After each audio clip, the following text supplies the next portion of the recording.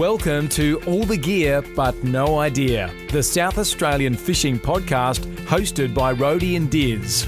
The boys will share their tall tales of the one that got away, as well as some regular segments they know all you fishing tragics will enjoy.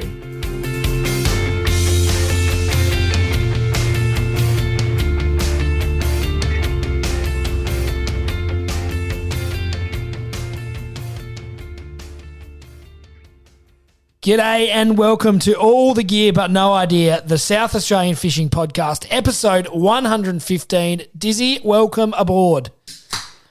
I'm better now, thanks for asking, Rhodey. Very good to be here, mate. It's a big episode. We've got Asher on, the executive officer from RecFish. He is always across the brief. He knows the ins and outs of what's happening in our RecFish landscape, and we can't wait to have a chat with him later on today. First of all, we will, of course, do oranges and lemons, Rhodey. We'll start with the mighty pair having a fantastic win. Dizzy, that was unbelievable. We went together and had a couple of beers and watched the boys, and when they were like, was it 75-0? Yeah. You were sitting there like, is this for real? Yeah, I still am a bit kind of shell-shocked by it all. It's probably the most dominant game against, I think I read, it's happened 3 times in the history of football that the top teams lost by 100 points. Wow. Amazing. And I think this is the first time since maybe the 80s or something. Goodness me, that's a long time. Yeah, it was actually quite stunning, really. But good fun to be there, actually. It was, Diz, and we're hoping the form continues. We certainly are.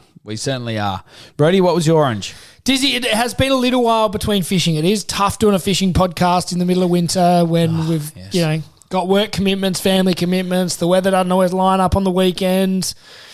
You know, we can't always get out fishing, but it's been a bit of we haven't been out since June long weekend. So it's been about 5 or 6 weeks. But we got out this morning, Diz, and it was good to get the boat out and give it a good run and get out on the water. It was, Rhodey, that's for sure. Let me roll that straight into our lemon. It was a donut. We did horribly, didn't we? It was horrible. We legitimately barely lost a bait. We hardly lost a bait. Great friend of ours, Pezza, came out on the boat. It's always good catching up with him, but we love it when Pez comes out with us. Look, I'm not going to throw him under the bus here and say that he brought the bad energy. He brought the good energy, but he certainly didn't bring the fish biting. No, so we headed out of North Haven looking for whiting primarily. As we said, we tried probably 5 or 6 spots. Yeah. And could not get a bite, could not lose a bait. We then gave squidding a go. We didn't give squidding much just of for a crack, quick go. But we didn't even have much joy there. So, bit of an absolute blowout in the bad way of a morning's worth of fishing, but it was lovely on the water, very still. Sun wasn't shining, but it was quite nice being out there. Dizzy, my lemon also came this morning. We do have a drone. We've got a DJI Mini. Yep. Mini Pro or something? Mavic Pro Mini. It's lots of names. You get the gist anyway. Yeah, it's one of them. So anyway, we have flown that off the boat probably 3 or 4 times, Diz. We did it at Althorpes. We've done it over at Black Point. And we thought it was a morning. We hadn't used the drone in a little while. We'd send it up and get a little bit of footage of the boat floating around in front of North Haven while we were having a fish, Diz. And, put it up. Probably didn't quite have as much battery left as ideal. So you flew it around, got some good footage. I haven't actually looked at the footage, but I assume it was good. You always tell me you're Steven Spielberg. It was impressive footage, but I'll tell you what, when we were coming back, just nothing went to plan. Anyway, we tried to land the thing, and it was an absolute disaster. It was a disaster, all right. We looked like absolute rookies out there. I actually felt like the last few times we've done it, because like you say, we've done it quite a few times now, we'd really perfected it. And we normally landed on we hold up a plastic lid of a tub. We've got a good plastic lid tub. One of us holds that. You land it on there. Thank you very much. But today it had that, obstacle avoidance. Well, and it just wouldn't let us get close to it. Yeah, we just couldn't get near it. And, Yeah, tension was mounting. Probably Battery was 4 or 5. Battery. It was down to the battery, very low warning Once the lights. remote starts screaming at you, critically low battery, please land. It's just like, oh my God, this is a disaster. And all I could see was it just going straight down in the drink, and I was going to scream at you to dive at it while I was trying to. So the great man Pez just reached his arm out and plucked it. Bang, plucked it. Almost lost his hand. I don't think that's written down in the rule book as the best way to go about retrieving a drone, but I do see it done, and yes, great effort from Pezza to pluck it out of the sky like that. Good oranges and lemons, Rody. Let's move on. The merch update, monthly photo comp. We have a winner for you. We've had some fantastic photos come through the socials. We love everyone getting involved.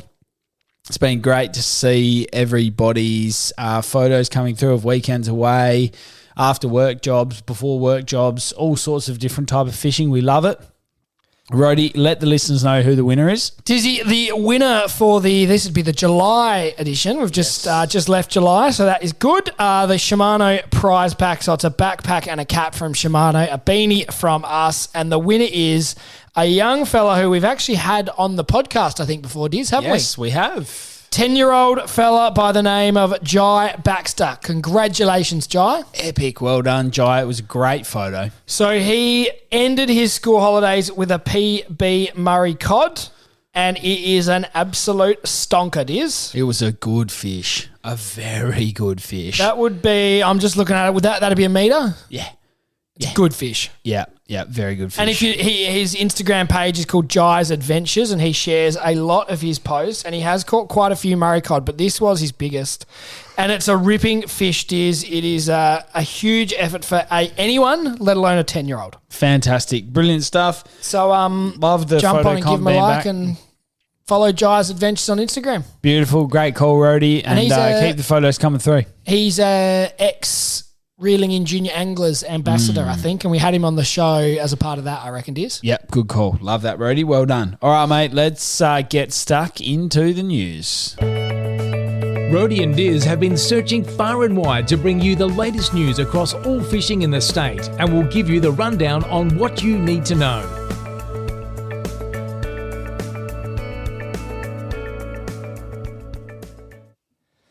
All right, Dizzy, we've got a bit to get through here. A couple of things that we're just going to touch on really quickly. So there is a black brim fishing closure for the next 6 months now in place for recreational and commercial fishers.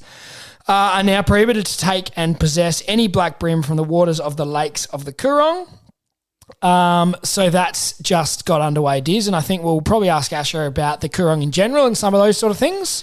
Yeah, we will. We'll have a chat with him later on. And, of course, the Murray cod is now closed. Yeah, that was July 31 as well, I think. Yes. Yep, it was. So that's also another one to be aware of if you're out. I think few people would have got their last weekend fishing in the Lower Murray. Yeah, the Lure Club. Lure Fishing Club had their cod closing weekend. Yep, very good call, Rhodey. What else we got in the news, mate? Dizzy, this next one is something that we have followed for quite a while, Diz. And it's to do with the spiny crayfish, the native crayfish, the freshwater crayfish. The Murray River crayfish. And Diz, we talked about this. How long ago was that we would have talked about that? Oh, I think, were we talking about it when we were talking about the Ricales and the Yabby nets? Could have been. A few other bits and pieces, but it's definitely come across our desk a few times. So we do like to keep across these stories. But, the Murray River crayfish is a protected species. It is, Diz, and it got down to like ridiculously low numbers, and they've now started releasing them, Diz, and they're doing a second release, I'm reading here. So this is the Nature Glenelg Trust. So they post on Facebook what they're up to. And they've put here that an additional 80 Murray crayfish have been released into the River Murray as a part of an ongoing project to re-establish this iconic species into South Australia. And they released them in a secret location to protect the community in its infancy.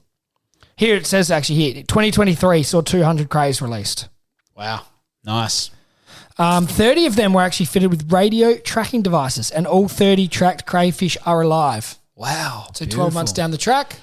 And good to see they're following that up with another 80 that they've released. That's a good survival rate. And it's a 5-year project, and it sounds like it's going pretty well to me. Love that, Brody. Thank you very much for the update. There's a seal floating around Coffin Bay, is that right? Yeah, Diz, this was an interesting one. I don't know whether you read much about this. No, I'm not up to speed on the seals. But there has been a seal that has been spotted, tangled in, I think it was fishing line or rope. I'm not actually sure. I think it says it here somewhere in my... It looks like it's rope, but... Anyway, the Australian Marine Wildlife Research and Rescue Organisation shared this one. There's a sub-Antarctic fur seal entangled, and it was entangled in fishing gear and floating motionless. And it says here that fishing-related items such as nets, lines, hooks and squid jigs are common and heartbreaking occurrence to get tangled up with marine wildlife. And they've written here that they want anyone fishing in the Coffin Bay area to keep an eye out for this little fur seal. And if you see it, please contact them immediately on 82625452. Give them a call, and they're going to try their best to come out and rescue this fur seal, Diz. It does say there is strictly a no approach zone of 50 metres in the water and 30 metres on land for you to stay away from the seal. So they're not saying go and take the rope off yourself, but give the Australian Marine Wildlife Research and Rescue Organisation a call or contact them on Facebook if you're over on the Eyre Peninsula and you do see this tangled fur seal. Well done, Rody. That's a real sort of community announcement for you guys. That really is, mate. Brilliant stuff. We love covering those stories in the news for the community.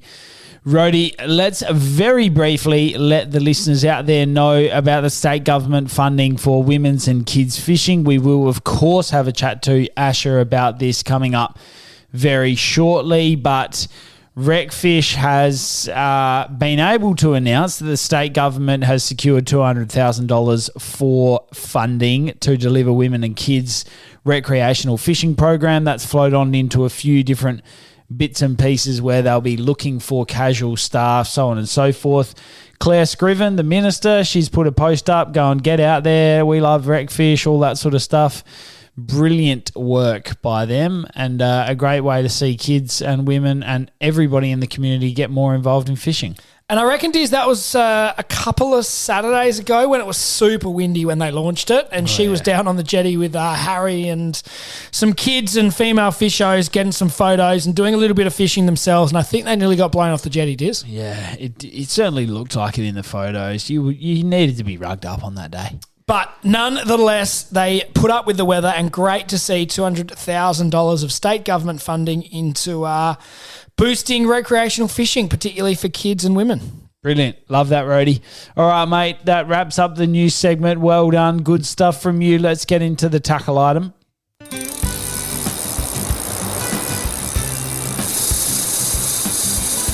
Now it's time for Rody and Diz to really show you what it means to have all the gear with a lot of idea as they review a tackle item of the week. This is deviating, Rody. We did sort of and whether this actually was a tackle item. This is going off the beaten track, as they'd say. And tackle item of the week is usually a tackle item. This is a insurance policy. So it's sort of stretching the tackle item. This might outdo me reporting on snake sightings in the fishing report. Yeah, probably would go close. It certainly would go close. But very timely. If you were tuning into the episode earlier today, you would have heard that our lemon was that we almost lost the drone when we were retrieving it from our mission out on the boat. It's always dicey when you launch a drone on the boat. I don't think it's recommended in the rule book. But drone insurance policy, if you've got a drone, certainly recommend considering it. And Diz, you get it through, so ours is a DJI drone. So you get it through, it's called DJI Care Refresh. You can get a 1 or a 2 year plan for whatever drone you have. There are some rules and regulations. So your product is eligible for DJI Care Refresh provided it meets the following criteria. So it has to be genuine Australian stock. It has to be a brand new unactivated product, and it was activated less than 48 hours ago. So you have to get this product from the very get-go, Diz, which we did. We pay, I think we got it for 2 years, and we're still within those 2 years. Oh, good stuff. So if it had have gone swimming, we would have been okay. And this coverage covers you for 2 fast replacements. Is there some fine print in there that talks about like you can't fly it on the boat? It covers all accidental damage caused by collision, water, and more. Wow. And there is a small excess fee, so $49 for a replacement or $185 as a flyaway fee. So you get flyaway coverage. So in the rare scenario that your drone is unretrievable after going missing, you pay $185 and they give you a new drone. Yeah, right. So that's pretty cool, Diz. Ours would have been retrievable. You just would have needed to dive in. And it would have been pretty fresh this morning. It would have been cold. Absolutely. But that's one of those things, like as with all insurance, really, you pay for it and you hope you're never going to use it. Yeah, you do. You do. Mate, that's. I think that actually might be the definition of insurance. But after this morning, if we did upgrade the drone in the future, we'd get insurance, I reckon. Yeah, which we did on this one. I think it was a good purchase. We would. Yeah, no, good call. All right, let's move on from that. All right, Diz, we are here. This is what we're really here for today, Diz. We're here to get Asher Dezsery. He is the executive officer at RecFish. He knows everything there is to know about fishing in the state. He works super hard to get really beneficial outcomes for rec fishing for all of us, Diz. So let's have a chat with him. Now it's time to get our guest on the line. We'll ask them the all-important 5 questions, then chat all things fishing in SA.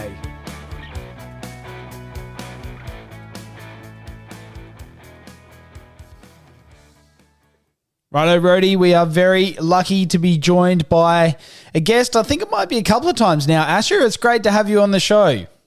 No worries. Thank you. Thanks for having me.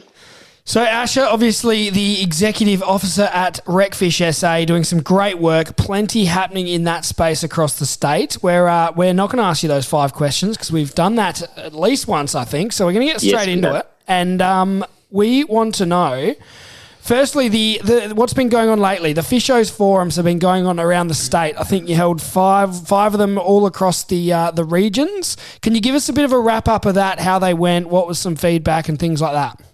Yeah, that's right. So, we finished that. We've travelled from border to border almost. We didn't get to Streaky Bay and real far west, but we got everywhere else.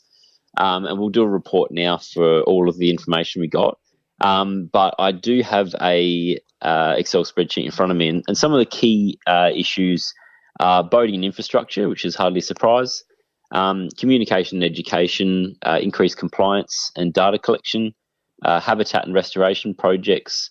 There was a lot of interest in the reservoirs, which we know there always is, stock management and sustainable practices, as well as tourism. So a lot of these I've already started on because the fishing forums went over several months, so it would have been silly to wait to the end to get started. So I've already started working on a lot of them. I actually had a meeting with the tourism minister a couple of weeks ago, and that was really good. And we've identified some ways we can start moving forwards. But it just takes a bit of time and some investment from both ourselves and government to get that going. But pretty excited to see what comes out of that, and we might start to see a few more fishing opportunities in local council areas and things like that. Beautiful. And you were happy with how they went? They were well attended, were they? Yeah, yep. Obviously, with the real far regional stuff, there's obviously a much smaller population, but I was really, really happy to see secretaries and presidents of fishing clubs and things like that. So even though the members weren't necessarily able to make it, the secretaries and presidents were, which is good because collectively they represent several hundred people amongst themselves. So that was great to see, especially in the southeast. Beautiful. Well, good that they've been done, and it's a great chance for everyone to get their opinion heard. Now, some more good news we've had recently, Asher. There's been $200,000 of state government funding to go to RecFish SA for kids and women's fishing. Can you tell us about that? That's really good. Yeah, that's right. So it's something we've been working on in the background. We had a meeting with the Premier quite a while ago, and we identified that, there's so much work to be done in the state. And I don't think state government really knew just how big rec fishing was until we really started getting stuck into the various projects and reports. So they've said $200,000 for this year to pump out as many women's fishing programs and kids fishing programs as we can. So we'll be getting real stuck into that. We've actually got our trailers now complete. So one of them will go straight off to the West Coast in Port Lincoln, and they've got a weekly program running currently. We'll start cranking these out, especially around school holidays. That'll be full-time Monday to Friday. There'll be people on the road making sure that kids are learning about fishing and getting a good experience out of it. That sounds awesome, mate. What's the trailers decked out with? Just all the gear or...? All the gear and plenty of idea, hopefully, with the new staff we're bringing on. So, the trailers have everything you need. Obviously, you've got the organisational stuff, like your first aid kits and all the mandatory gear. But also, we're obviously partnered with Shimano. They've given us both a budget and the support to deck these out.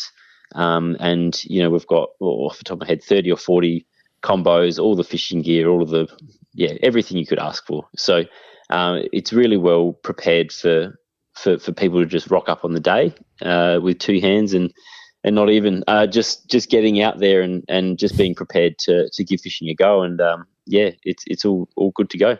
And so that money, just all of that goes into clinics sort of all year round, so all across the state? Correct. Yeah. So that we have this discussion a lot. RecFish SA are all about making that money stretch as far as possible to get as many community outcomes as possible. So we're obviously a non-for-profit. We're a peak body and we represent the community. So we can't actually store funds and do anything else with it. It has to be used on the community. So that's what we're flat out doing. We'll be employing staff, as of now. So we've got ads up all over the place. We'll be putting out some posters on fishing tackle stores and on the website and everything else. And we really want to see, really, really committed staff that are keen to teach kids how to fish. And we've done days before. People all see how they operate. And we obviously have a staff membership that we always utilise, but we need to be way bigger than that. And now that we're going statewide, we need probably a casual pool of up to 15 or 20 staff to make sure that those clinics are going all year round. And these are the project support staff that I think we saw on your Facebook page. Is that right? Yes. Yeah, that's correct. Yeah, and so, they're going to sort of do a similar job to what your committee members have done in the past. Yeah, that's right. Yep. So they'll be paid staff to essentially set up the program, teach the kids how to fish, pack it up, and rinse and repeat over and over. Beautiful. That sounds like a great part-time job, Diz. Yeah, it's a pretty cruisy job. I'm actually kind of jealous of. Maybe I could start looking for someone for my job and I can just do that. Yeah, I was going to say, if that was around when before we had kids and had all our weekends chewed up, we would have been front of the queue. Yeah, that's right. What should I put in the subject line, Asher? Just Matt Gillespie application, or what do you? Yep. Mate, tell us about the cod pods. Happy Valley and now in the Myponga Reservoir. A great success story. Yeah, it's awesome. It was a bit of a it was a bit iffy. There were a lot of personalities coming out of the woodwork early on, especially just within the general community. There's a lot of opinions on what cod do and how they breed and if they will breed in dams and things like that. So we really want to get in front of that. We got a grant with the support of SA Water, and we built these live stream habitat pods. And as you've seen on YouTube, if you haven't seen it, log on and have a look on the RecFish SA YouTube channel. But there's a couple of resident cod that have just decided that that's their home, and you can actually tune in and watch them live. So they've started, especially in Myponga and Happy Valley, as the water flow started, that stimulates a real behavioural change where they start getting ready to spawn. And we're starting to see that behaviour change. So they're starting to get a little bit more aggressive. We're seeing a couple of fights, a couple of brawls. So it's the ultimate cod, UFC, which will turn to breeding probably September, October. But really cool project. A lot of interest nationally. I was actually in Sydney last week. And, a lot of people from all over the country in the fishing circle know about it and are really interested to see what happens. So very, very cool. And we're very blessed to have that happening in SA. Beautiful. And based on the cod sort of settling in already, you're fairly confident that they'll breed in there? I mean, yeah, I'll probably get quoted on this, but I'm optimistic. I think they will. I've spawned cod for a lot of years for various native fish hatcheries and things like that. And yes, they're always spawned in dams in similar setups. So I'd be very surprised if they didn't, because they've really got everything they need there. And is there going to be more of these cod pods popping up around the place, or you're sitting with a couple at the moment? Yeah, we'll probably stick with 3. And that's sort of the agreement with SA Water as well, because we're still, they're still drinking water facilities, so they don't want to fiddle around with them too much and make it full of habitat like that.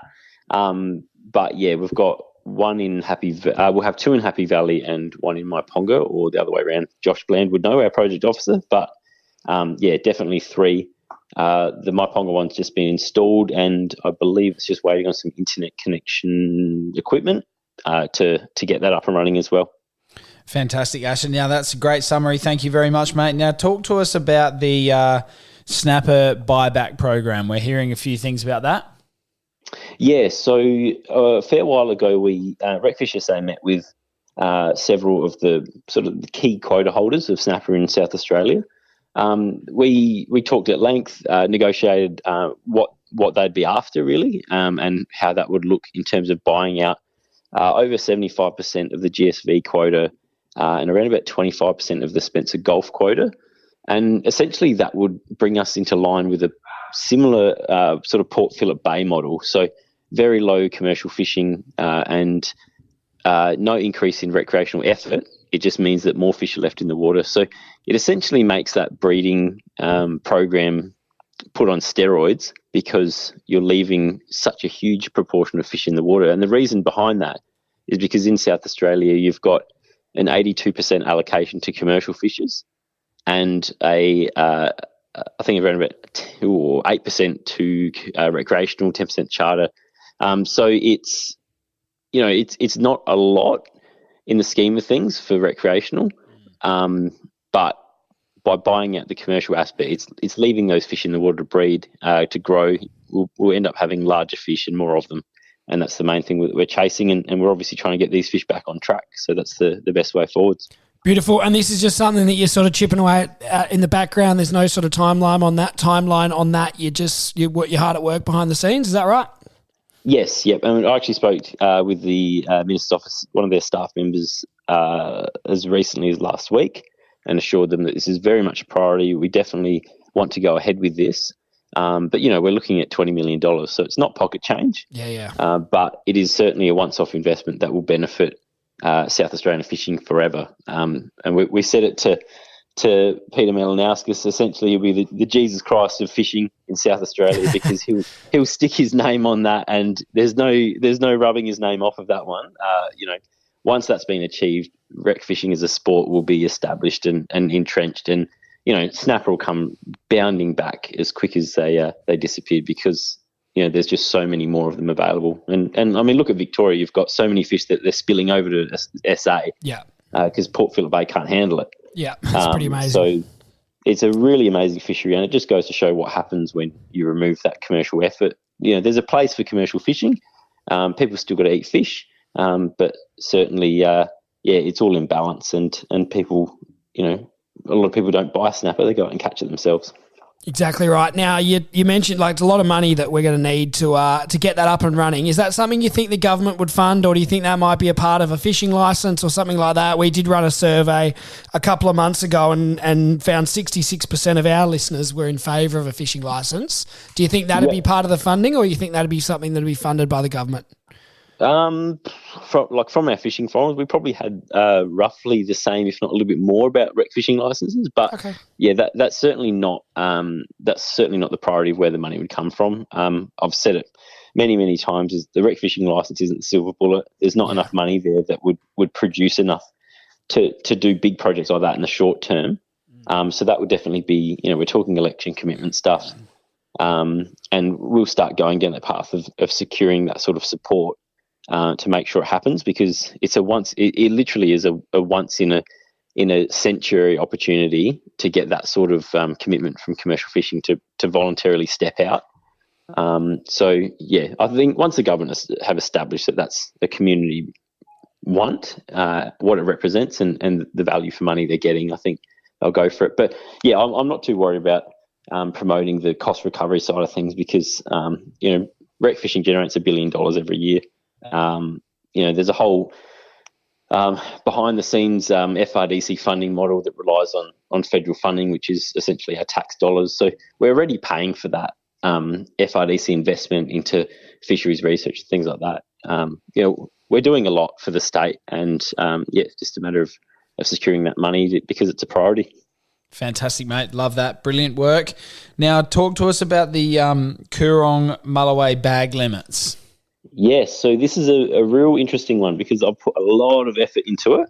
The RecFish SA board have been super keen to see, things change on this front. The community of all our fishing forums, huge amount of support, people wanting change on the Coorong Mulloway issue. And especially, I think, Persa might have just recently put up something on the brim closure because there's a seasonal brim closure in the Coorong for recovery. And just reading, the narrative on the comments, it's just people just want something done about it. Gone are the days of this huge amount of Mulloway that can be ripped out at 46 centimetres. Sort of people have really become a lot more sustainable, and they're identifying how important these fish are, and they're identifying what they represent as a tourist species as well, because they predominantly catch and release a lot of the time.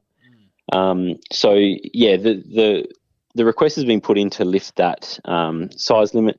That's actually been pushed back, I think 2 or 3 times now from the Minister's Office and PIRSA and SARDI advice notices. But the more it's dug into, the more apparent it becomes that there's no real way of beating around it. It's simply to just maintain the gill net fishery in there. And that's not really passing the pub test anymore. Yeah. All of Australia is moving down a gill net reduction pathway, including the Fitzroy River, and now it's a world-renowned barra fishery. You've got Northern Territory who are all about removing that. Tanya Plibersek just put in, I think, $180 million into the Great Barrier Reef to remove gill netting. You've got to really read the room in this case, and 46 centimetres doesn't cut it. You can't really justify, the sustainability element is just because something hasn't disappeared doesn't mean it's not being impacted negatively and it couldn't be better. And we know that those fish leave the Coorong at 60 centimetres plus, and they're the fish that fuel the rest of the state as well as Victoria. So, once there's more fish getting out of the mouth and they're not being ripped out at 46 centimetres, then we'll start to see all those huge schools back on York Peninsula. We'll start to see them all across the southeast, Salt Creek. We'll see a lot more fish because there's just that nursery zone isn't getting ripped down as quick as they breed. This one seems like a real no-brainer, doesn't it, Diz? It just seems like, if you take a bit of a hit in the Coorong, you can't keep them at that size, but it will boost the economies all across the state. So that has to be something that goes ahead, surely. It's actually nuts because in my time with RecFish, I've worked with a lot of projects and a lot of priorities, and this is one that whenever I travel, Australia 360, and I'm always talking to the different peak bodies and different government organisations and the equivalent of SARDI in Queensland, for example, everyone else.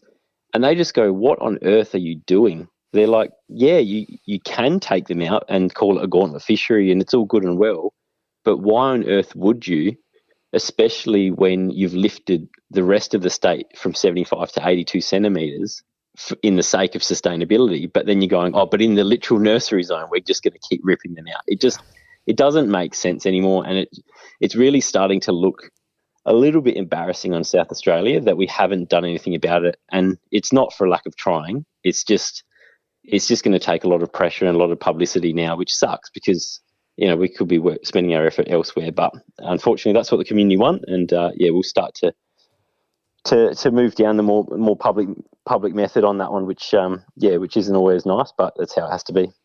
Yeah, nice one, mate. I love the analogy of the old pub test. Doesn't pass the pub test. I think we could probably govern this country on the pub test rule. We'd probably be getting ourselves ahead a bit more.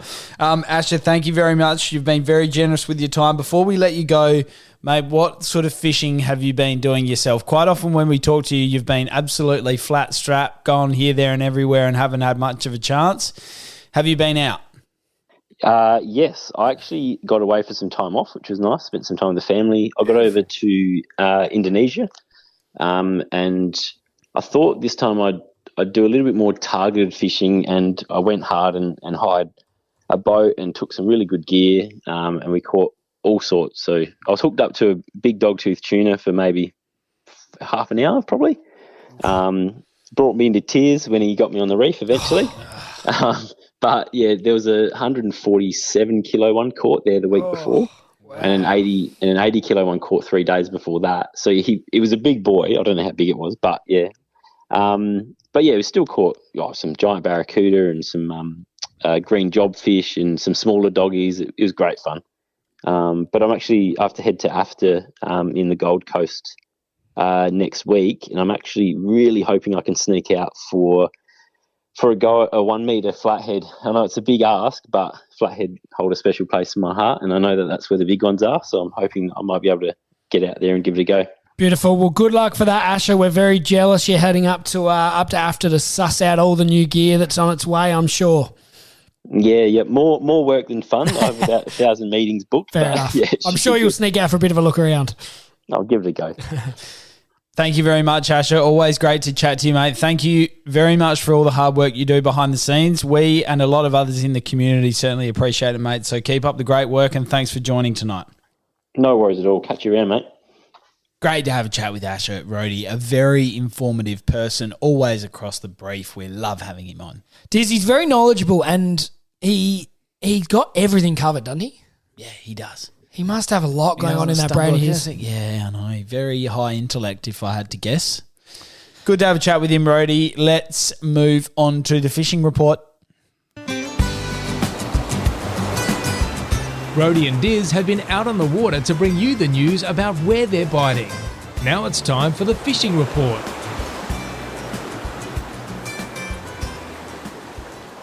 Winter whiting are firing, Rohde, just not when we're fishing. Yeah, Diz, apparently they smashed them last weekend, Metro, and we went out hoping to do the same. As we said, went out of North Haven and got a donut. We saw one other boat pulling in a whiting, Diz, is that fair to say? And we spoke to another mate at the ramp. He got 2, so there were a couple caught, but there certainly weren't a lot today. Maybe the weather was just too nice for them. Maybe. They do like, often you do get them after a blow. They like it churned up a bit. In winter, and it had probably been 3 or 4 nice days. Weather was too good. Wow, you don't hear that too often. So anyway, there are certainly winter whiting around Metro, but as we found out today, they are hit and miss. Yeah, good call, Rohde. But nonetheless, if you've got a weekend or you've got an after work or whatever, get out there. It was great fun. Call up some mates. Pez came with us. He had a great time, I think. Yeah, he would like some fish, I think. But yeah, no, he still had a great time, though. All right, Diz, what about salmon? That's another popular winter species. Yeah, so the salmon, I've got a few people who come into work and give me the latest on salmon. So they've been flicking a few metal slugs around off the Port Lunga jetty and been having some joy when they're sometimes even sight casting them. Yeah, Diz, and that's local. I've also seen Shane from Tackle World Port Lincoln sharing some, I think he shared some video. Yeah. Of some big schools. Yes. Over, I think I was in the national park maybe over there, Diz. So if you were going to go anywhere in the state, particularly to target big salmon, that's where I'd be going. Yep. Sort of Port Lincoln and the Eyre Peninsula. Yep, good call. There's always good fish there, that's for sure. Love that national park. It's great to play. Plenty of good spots, so always worth a visit if you're over that way. We heard not a local report, but some pretty big dogtooth tuna coming out of Indonesia, we heard. Yeah, we should do an Indonesia segment, sort of semi-regular, I suppose, should we? We should. Jeez, that would have been heartbreaking getting busted off a big one, but decent fish. Oh, absolutely no doubt about that, Diz. Love that, mate. What else is happening? What about big fish here? Barrels. Diz, tell me, what have you been hearing? I haven't been hearing too much. Tice has been getting back out on the water after a long spell of nasty weather. So I think for anybody who wants to know where they are, they book with him, or they certainly follow him closely along the socials and see what he's getting up to, because he's never far off them. So that's Want to Fish out from Port Macdonald, Diz, and I think he was heading out over the last couple of days. Yeah, he was. So I haven't seen or heard anything from that. But like you said, the weather had been ugly for a bit of an extended period before then. So I think it's a little bit unknown right at the moment if there are fish out there, Diz. Obviously, when the weather's good, people tend to know exactly what's going on, but it's a bit of an unknown at the moment. Hopefully he's busy cleaning fish. Oh, he could be. That's right. And Diz, this was a cool one. I don't know whether you saw this. A rainbow trout caught at Happy Valley. Epic. So I don't know whether you saw this. Paul Denisoff shared a photo of, I'm assuming his kid, his child, holding a pretty good sized rainbow trout, Diz, and he shared that on the Happy Valley Reservoir fishing page. Yeah, released safely, do you reckon? I think you can keep him there, Diz. Well, you probably can, but I mean, it's a good fish, isn't it? I mean, he's very chuffed with himself, and so he should. A very rare catch. Rainbow trout caught in the Happy Valley Reservoir. We love hearing those stories. Keep sending in your photos. Tag us in anything you put up on the on your socials of yourself, and we'll follow you along. We love it. So, Diz, that you can keep them. If you happen to catch a carp or redfin, they must be taken out. Murray cod are strictly catch and release, and otherwise you need to abide by the fishing regulations. So, very good. I don't know whether they kept it then, do we? No, we don't know, but either way, a great catch.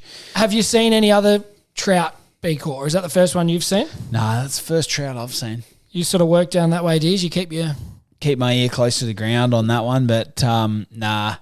And I know when they release them pretty small, I think. Yeah. Like fingerlings. So that's good to see that they have grown up to that size where you can realistically catch them now.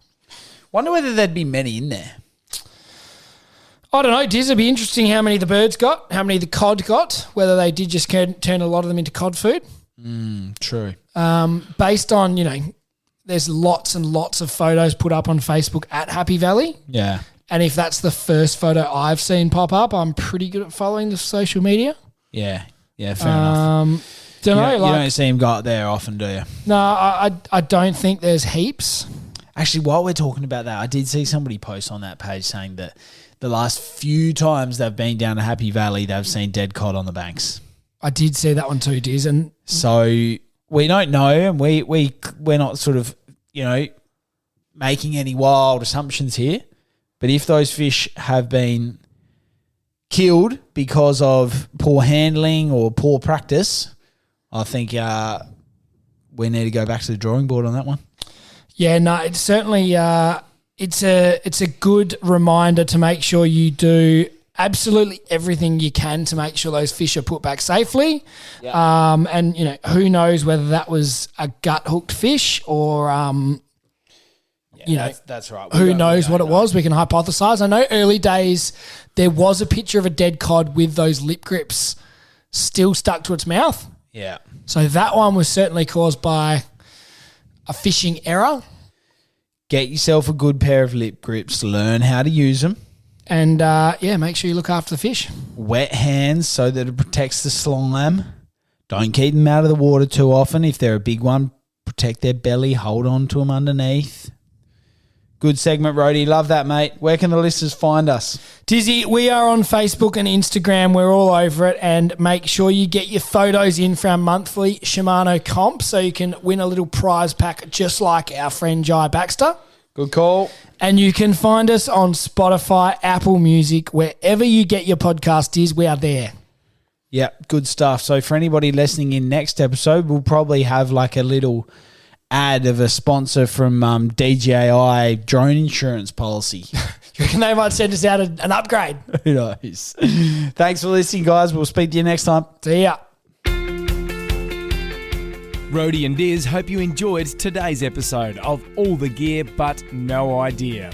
Keep up to date by liking and sharing us on Facebook and Instagram. And you can subscribe on all the major podcast platforms. Until next time, good luck fishing.